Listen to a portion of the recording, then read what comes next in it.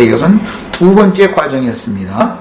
이는 하나님 사람인 예수님의 혈육과 영혼을 분리하는 것으로 의미하며 성경의 표현대로는 육체로는 죽임을 당하시고 영으로는 살리심을 받았다고 기록이 됐습니다. 그러니까 이제 기성교회에서는 영과 육을 나눈다 이렇게 말하지만 사실은 혈육과 그 다음에 영혼을 나누는 겁니다. 실제로는 예수님은 십자가에서 마지막 기도를 올리실 때 아버지여 내 영을 받으시옵소서라고 하셨으며 다 이루었다 큰 소리를 지르시고 고개를 숙이시고 그 숨을 거두셨다고 한글에는 숨을 거뒀다 그랬는데 그 숨이라는 말은 솔 혼입니다. 숨을 거두는 것이 그 솔 혼이 떠나는 겁니다. 그것이 이제 다른 데서는 영혼이 돌아가셨다. 고개를 숙이고 영혼이 돌아가셨다 이렇게 했는데 혼이 떠나셨다입니다. 원문대로는. 그러니까 영을 받으실 때는 예수님의 영만 받는 것이 아니라 예수님의 혼 중심에 영이 있기 때문에 혼이 분리되어지면 영은 자연히 혼과 연합되어져서 가는 거예요. 사람이라는 것은 마음과 양심이라는 것을 나눌 수가 없는 것과 같이 마음 중심에는 양심, 영이 있는 것이다. 이게 마음이 있는 곳에는 그 영이 함께 가게 돼 있는 거예요. 이런 것을 반드시 잘 생각을 해봐야 됩니다. 그 다음에 계피, 세 번째는 계피 500세겔. 계피는 해충들, 사람을 해치는 곤충들이 제일 싫어하는 냄새를 낸다. 이미 말씀을 드렸습니다.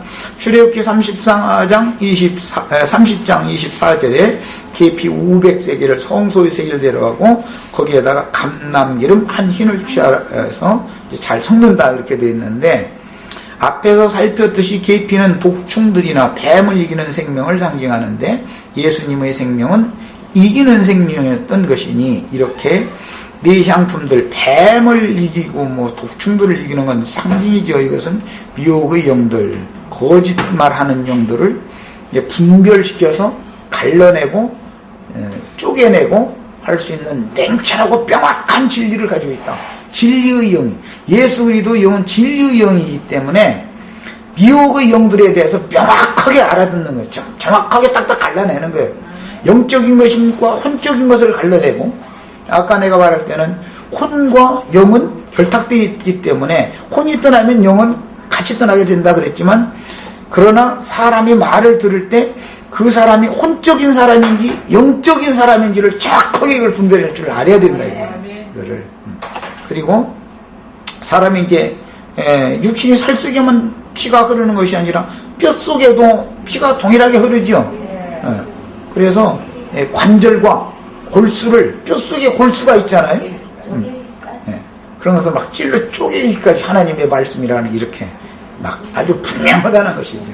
우리들은 이제 말씀을 대충 이렇게 가르침 받아서 되는 게 아니라 이렇게 명확하고 분명한 말씀을 가르침 받아야 된다는 거예요.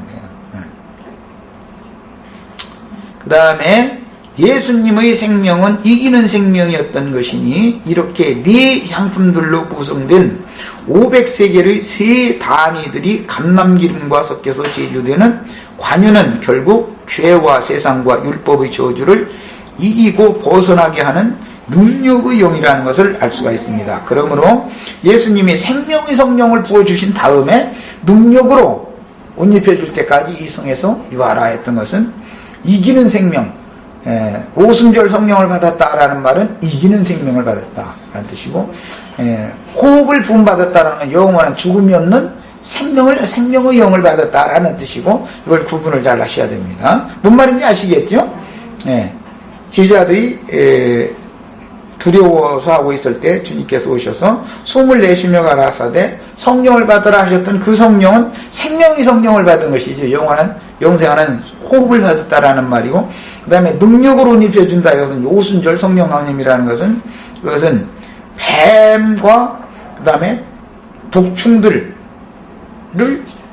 이기는 생명이다. 그러니까 이것은 알고 보면 이긴다. 그러니까 뭐냐면 어둠의 권세자들 사탄의 세력을 제압하고 제어하고 분별하고 다스려낼 수 있어야 됩니다. 먼저는 분별력이 필요한 거예요. 그래서 제일 중요한 것은 진리의 영과 미혹의 영을 갈라낼 줄을 알아야만 이길 수가 있는 것이죠.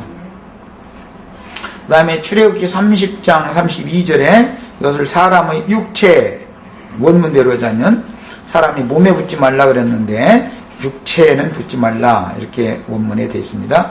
그러나 선지자들의 예언에는 내 신을 모든 육체에게 부어주는 날이 온다는 걸 예언을 했습니다. 그러니까 율법 말씀이 이제 바꿔지는 때가 오는 것이죠. 율법 말씀에서는 사람의 육체에 관유를 붙지 말라고 하셨으나 선지자들은 메시아를 보내시면 모든 육체에게 하나님께서 자신의 신, 영을 부어주실 것이라고 예언하셨는데 성경에서 육체란 예창조 안에 있는 사람들인 아담 자손을 크게는 의미하며 노아의 때에 그 모든 육체들을 하나님의 신이 떠나셨다고 되어 있죠. 자, 이것은 하나님은 육체를 버렸다라는 뜻인데 어느 날 이제 때가 되면 메시아의 때가 되면 그 육체들을 다시 찾아오셔서 신이 다시 그 육체와 함께 연합하는 것을 예언을 했고 이것을 메시아 사상이라고 하는 것이다. 그것을 이루신 것이 말씀이 육신이 되어신 예수로 말미암아서 이제 실현이 되는 거예요. 그분이 구속을 이룬 다음에 실제적으로 육체였던 제자들에게 이제 임하는 거예요. 자, 그 다음에 하나님의 구원 계획은 아담에게 속한 육체가 아니고 위로부터 새로 난 새 사람들에게만 적용되기 때문에 제자들은 받지만 그 성령은 아들의 이름으로 보내신 진리의 성령은 제자들은 받지만 세상은 받을 수 없다 그랬습니다. 육신에 속하고 성령은 없는 사람은 그 누구라도 하나님이 예정하신 구원과는 상관이 없으며 특히 칼빈의 예정론에 빠진 종교인들은 사실 자칭 유대인들이요 현대판 바리새인들이기 때문에 하나님이 예정하신 구원과는 아무 상관도 없는 자들입니다. 하나님의 예정은 육체를 구원하는 것이 아니라 육체는 심판하시고 영혼은 구원하시는 것이 혈육은 심판하시고 영혼을 구원하시는 것이기 때문에 육체로 태어난 모든 사람들 중에 누구는 구원이 예정되고 누구는 멸망이 예정된 것이 아니라 반드시 주의 그 관유의 기름 부음을 온 땅의 모든 피조물들에게 하나님은 동등하게 해주시지만 어린아이와 같은 제자들은 계시로 임하는 믿음으로 말씀을 받아들일 수가 있지만 자기가 어떤 안다고 하는 지식, 그 다음에 굳어져 있는 관념이 깊고 두꺼운 사람들은 성벽이 이제 두꺼운 거로 상징이 되지만 그건 무너지지 않는다 이거예요. 옛성은 무너져야 되는 것인데 절대 무너지지 않으면은 하나님의 신이 임할 수가 없다는 상징입니다. 그래서 어린아이와 같지 않냐면 결단코 천국에 들어갈 수 없다라는 말이 그게 이제 이렇게 적용이 되는 겁니다. 그래서 올 속에다 이렇게 된 것이 아버지의 뜻입니다. 어린아이들에게는 나타내시고 즉 계시하시고 자칭 본다 안다 하는 자들에게는 감추시는 것이 하나님의 뜻이다. 그러니까 되지도 않는 하나님의 말씀을 사람의 교훈으로 가르쳐준 어떤 미혹의 영들의 가르침이 세뇌당한 사람은 진리의 성 관유를 분받기 어렵다는 것을 알 수 있는 것이죠. 출애굽기 30장 33절은 관유를 타인에게 부어서는 안 된다고 하셨는데 타인이라는 말은 성령으로 영이 거듭난 신령한 제사장들과 여전히 천연적인 옛사람인 종교인들을 포함하는 이방인들을 대비하는 말씀인 것을 알 수가 있습니다.